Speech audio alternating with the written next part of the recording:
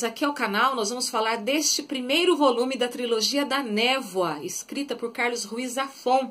É o cara que escreveu aqueles livros todos da série da Sombra do Vento, né? O Cemitério dos Livros Esquecidos. Esse livro foi publicado em 93. Então é uma prévia da grande obra-prima que o Zafón poderia nos entregar depois. O que eu quero dizer para vocês é que é uma trama toda enredada com sobrenatural, a transição do menino para o homem, né, na figura do Max Carver, e essa nova visão de vida, de maturidade, de amor da sua irmã mais velha, a Alicia. Mas vamos do começo. Max Carver e a sua família, eles se mudam para essa cidadezinha litorânea, bem pequenininha, onde não tem nada acontecendo, para uma casa de praia que já carrega em si, por si ali, uma história bem terrível. O antigo dono daquela casa, o Richard Fleshman, né? Ele perdeu seu filho afogado na prainha, mas existe toda uma mística nessa história muito mal explicada, que vai estar atrelada à juventude desse Richard Fleshman e de mais um personagem que você vai descobrir aí para o meio do caminho, que é o guarda do farol.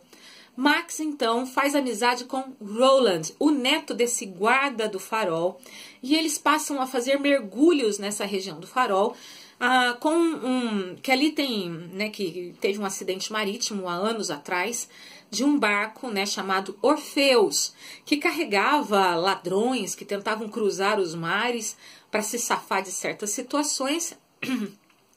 E o Max, então, foi com o Roland descobrindo esse navio afundado e levou a sua irmã Alicia, que estava bem infeliz ali naquela região por ter se mudado e deixado a sua vida para trás. Os três formam essa ponta para essa narrativa, e esse sobrenatural vem da ligação do Roland, do guarda do farol e desse navio Orfeus.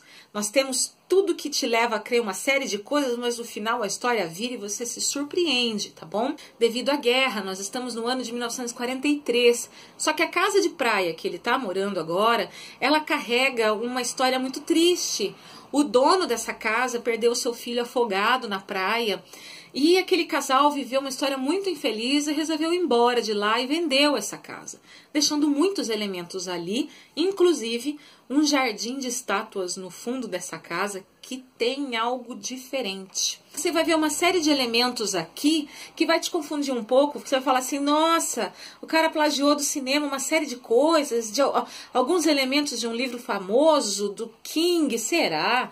Acho que não, gente, não tem nada a ver. Você pode ver o ano de publicação e o estilo de narrativa do autor. Não.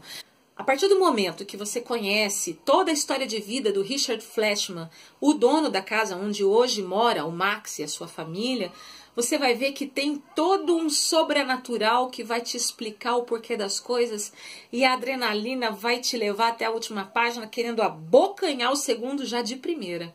É o que eu vou fazer. Acabei ele agora, já vou correndo pegar o segundo volume. Vou ler na parte digital, que eu não tenho o livro físico aqui. Esse aqui, inclusive, é emprestado. Tenho que devolver já.